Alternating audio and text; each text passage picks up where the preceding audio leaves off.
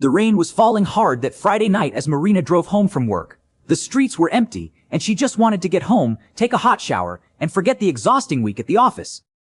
That's when she heard the barking. At first, she thought it was just dogs from a nearby house, but there was something different about those sounds, an urgency that cut through the noise of the rain. Marina stopped the car and opened the window, trying to figure out where they were coming from. There, under a broken awning, was a soaked cardboard box, and inside it, a medium-sized brown and white dog barked nonstop, but they weren't aggressive barks. They were cries for help. "Oh my God!" Marina murmured, turning off the car and grabbing her umbrella. As she approached, the dog looked at her with desperate eyes. She was trembling, not from the cold, but from what seemed like pure anxiety. The animal didn't try to leave the box, even though the top was open. She just kept barking, looking at Marina and then back into the box, as if trying to show her something. "It's okay, buddy. I'll get you out," Marina said softly, extending her hand. But when she tried to pick the dog up, the animal backed away and barked again, louder this time. Then she did something strange. She began digging inside the box, as if trying to reveal something at the bottom. Marina crouched down and brought her phone closer to use the flashlight. The box was filled with soaked old cloths. But when the dog pushed one of the cloths aside with her nose, Marina gasped. Something was moving inside. What is that? Her heart raced. Carefully, she moved more cloths aside and finally saw 3 tiny puppies, no bigger than mice, completely wet and trembling from the cold. They barely had fur. They were so small they were likely only a few days old. "You're the mother," Marina whispered, now looking at the dog with different eyes. "You were trying to show me your babies." The dog finally stopped barking, but kept staring at Marina with an unsettling intensity, as if begging, "Please, save my children." Marina didn't hesitate. She lifted the entire box carefully and placed it in the back seat of her car. The mother dog jumped in immediately after, placing herself protectively over her puppies. During the drive home, Marina called her friend Carla, who was a veterinarian. "Carla, I need your help. I found a dog with newborn puppies abandoned in the rain." "Marina, did you take them? You know you can't take care of 4 dogs." Carla already knew her well enough to recognize when she was acting on impulse. I know, but I couldn't let them die. The puppies are very small, almost hairless. I'm taking them to my house first, but I need you to come check on them, please." Carla sighed. "All right. I finish here in an hour, then I'll go to your place."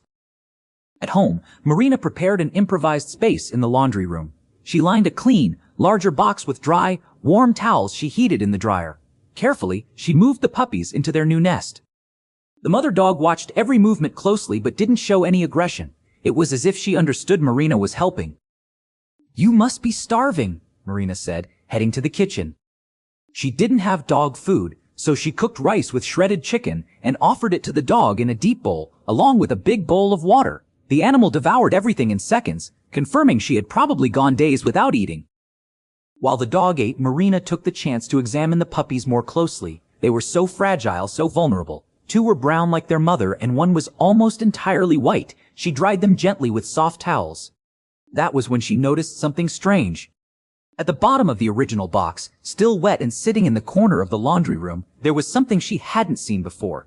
With the dog distracted eating, Marina approached and picked up the object. It was a plastic envelope, the kind used to keep documents safe from water. Inside it was a piece of paper with a handwritten message in shaky letters.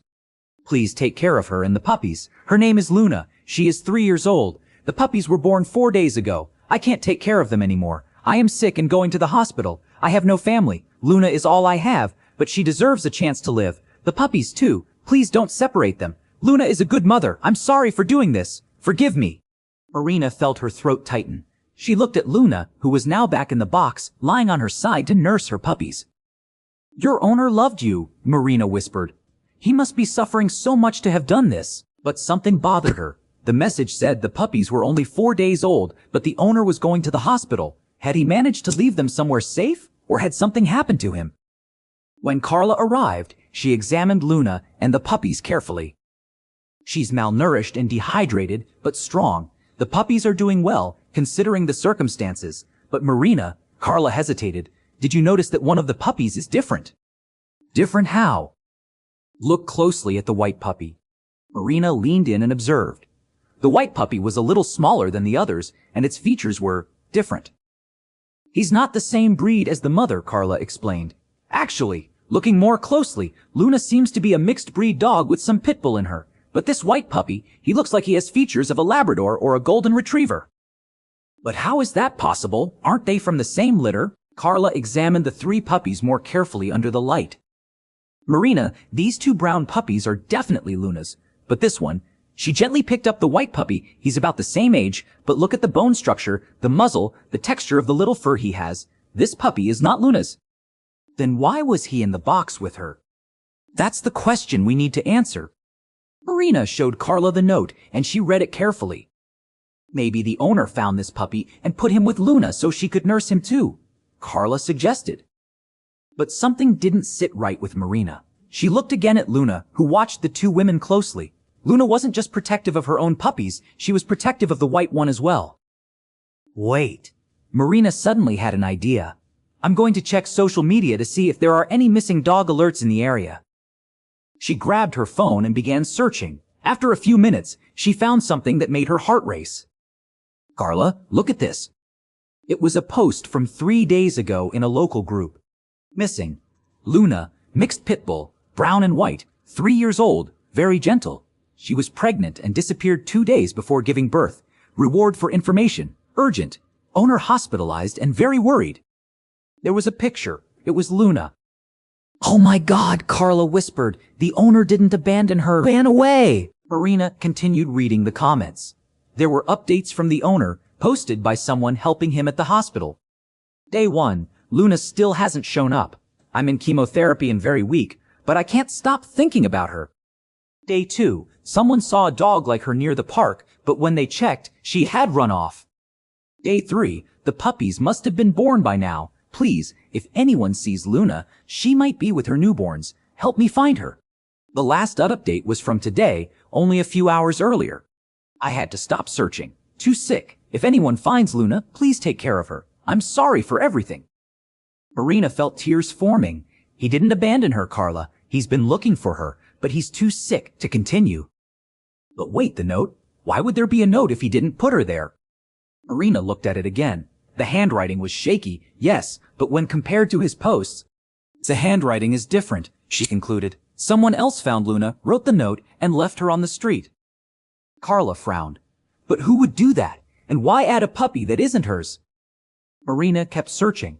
A few minutes later, she found another alert, posted 2 days ago. Stolen pup, white Labrador puppy, 1 week old, family desperate. The pieces fell into place. Carla, I think I know what happened, Marina said tensely. Someone stole that Labrador puppy, but he was too young. He needed a mother. They must have found Luna wandering around pregnant. They waited for her to give birth, took her puppies, and tried to force Luna to adopt the stolen puppy as if he were hers, Carla finished, horrified. But why abandon them all afterward? Maybe they panicked. Maybe they realized they couldn't handle it. Or maybe, Marina looked at Luna. Maybe Luna refused to cooperate. She's smart. She knew something was wrong. Luna, as if understanding the conversation, gently picked up the white puppy and placed him closer to the others so he could nurse with them. She's protecting him, Carla whispered, even though he's not hers. Marina made a decision. I need to find Luna's owner and the stolen puppy's family. That night, Marina made several calls. First, she contacted the number from Luna's missing poster. A woman answered. It was the owner's sister, who had been staying with him at the hospital. You found Luna? The woman cried immediately. My brother will be so happy. He's so weak, but he talks about her nonstop. Then Marina called the family of the stolen Labrador puppy. They could hardly believe their baby was alive. The next day, Marina organized a meeting at her house. First arrived Luna's owner's sister, with him in a wheelchair. The man looked frail, pale, and thin, but when he saw Luna, his eyes filled with tears. Luna, my girl. He opened his arms. Luna ran to him with a joy Marina had never seen. She jumped, carefully, into his lap and began licking his face, crying with happiness. I thought I lost you, the man sobbed. I thought you and the puppies were... She had the puppies, Marina said gently. 2 beautiful, healthy puppies. Then the family of the stolen Labrador puppy arrived, a young couple with a small daughter. When they saw the white puppy, there were tears all around. Snowy? That's our Snowy? The little girl cried. Marina explained the entire story, the rescue, the discoveries, everything. The police were notified to investigate who had stolen the puppy and tried to use Luna, but what mattered most was that everyone was safe. Luna's owner looked at Marina with gratitude. "I don't know how to thank you. You saved my family." "It wasn't me," Marina said, looking at Luna. "It was her. She didn't run away from you. She was brave. She protected her puppies. And even the one who wasn't hers. She's a hero." Weeks later, Marina received a message. It was from Luna's owner's sister with a photo. Luna and her 2 puppies lying beside their owner, who already looked healthier. The caption read, "Luna gave me strength to fight. Thank you for bringing her back." Another message came from the Labrador puppies family. "Snowy is big and healthy. We stay in touch with Luna's family. The kids play together now, a friendship that will last forever." Marina smiled. Sometimes, the best stories begin with a simple act of kindness on a rainy night. And sometimes, what we find inside a cardboard box is not just an animal needing help, but an entire story waiting to be discovered.